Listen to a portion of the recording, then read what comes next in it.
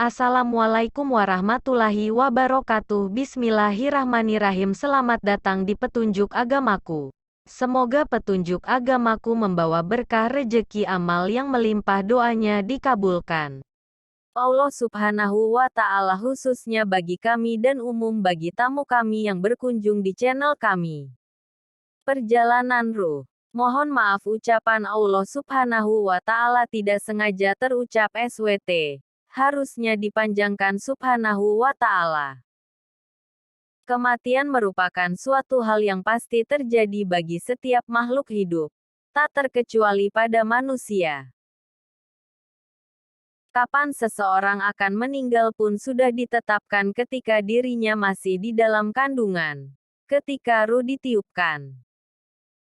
Ruh merupakan unsur non-materi yang ada dalam jasad yang diciptakan Allah SWT. Menjadi pertanyaan banyak orang, bagaimana kondisi ruh seseorang setelah meninggal dunia? Tidak seorang pun yang boleh menyandarkan kabar mengenai hal gaib kecuali berdasarkan Al-Quran dan hadis yang sahih. Pernyataan mengenai ruh sebenarnya sudah ada sejak zaman Rasulullah dan para sahabat. Para nabi diperintah oleh Allah Subhanahu wa Ta'ala untuk menjawab, "Ruh itu adalah urusan Rabbku." Quran Surat Al-Isra 85.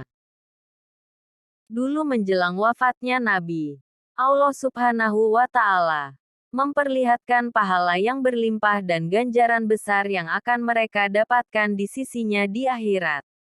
Allah Subhanahu wa Ta'ala juga memberikan pilihan kepada mereka apakah ingin tetap di dunia atau pindah ke tempat yang sangat mulia. Tidak diragukan lagi bahwa Nabi memilih ke tempat yang abadi yakni akhirat.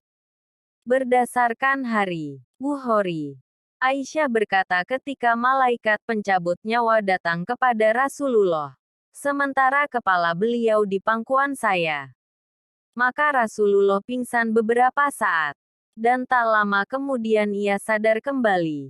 Lalu beliau menatap ke atas langit-langit rumah sambil mengucapkan, "Ya Allah, pertemukanlah aku dengan teman-teman yang paling mulia."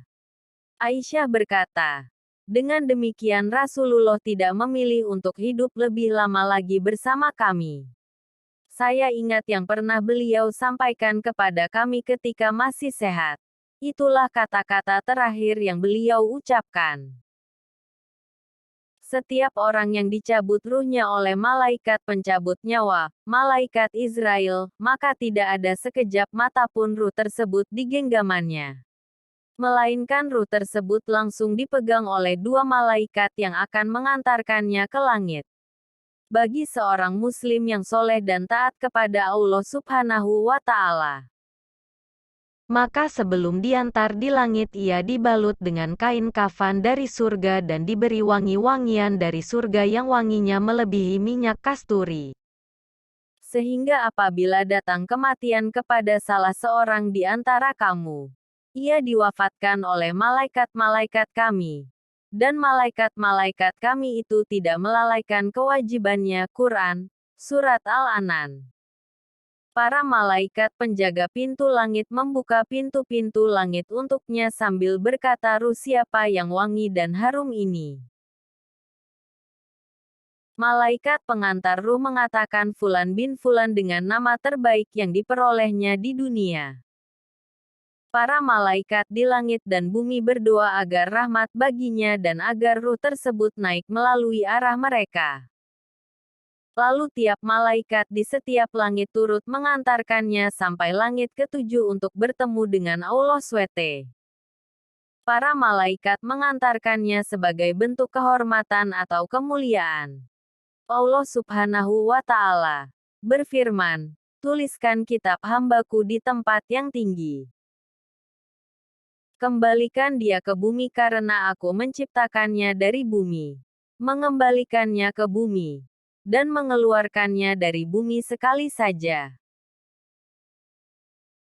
Lalu ruh orang soleh itu kembali ke jasadnya. Dua malaikat datang dan duduk bersama seraya bertanya, "Siapa Tuhanmu? Apa agamamu?" siapa laki-laki yang diutus kepadamu? Dari mana kamu mengetahui hal ini? Karena orang soleh. Maka ia dengan lancar menjawab pertanyaan-pertanyaan dari malaikat. Adapun ruh yang buruk dari hamba yang tidak soleh.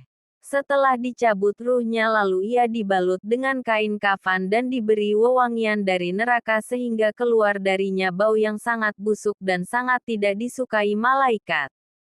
Para malaikat yang di langit melaknatnya ketika ia dicabut. Pintu-pintu langit ditutup tidak dibuka untuknya. Setiap malaikat berdoa agar ruhnya tidak naik ke arah mereka. Malaikat dan ruh tadi melewati sekelompok malaikat yang bertanya ruh siapa yang sangat bau busuk ini. Malaikat pembawa ruh menjawab Fulan bin Fulan dengan nama terburuk yang digunakan di dunia. Malaikat penjaga pintu tetap tidak membukakan pintu langit. Allah Subhanahu wa Ta'ala berfirman, sesungguhnya orang-orang yang mendustakan ayat-ayat kami dan menyombongkan diri terhadapnya.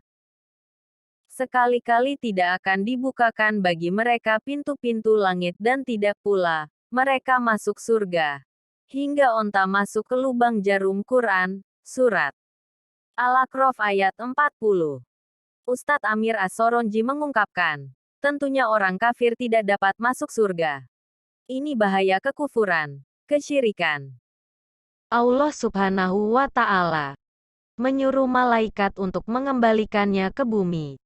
Akibat pintu-pintu langit tidak dibuka untuknya. Maka ruh tersebut dilempar dengan keras dari tempat yang tinggi sampai kembali ke jasadnya. Hingga akhirnya nanti datang malaikat mendekatinya untuk bertanya dan memberikan balasan terhadap perbuatannya selama masih hidup.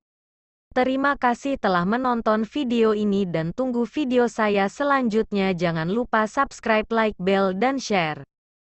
Mohon doanya untuk kami berdua.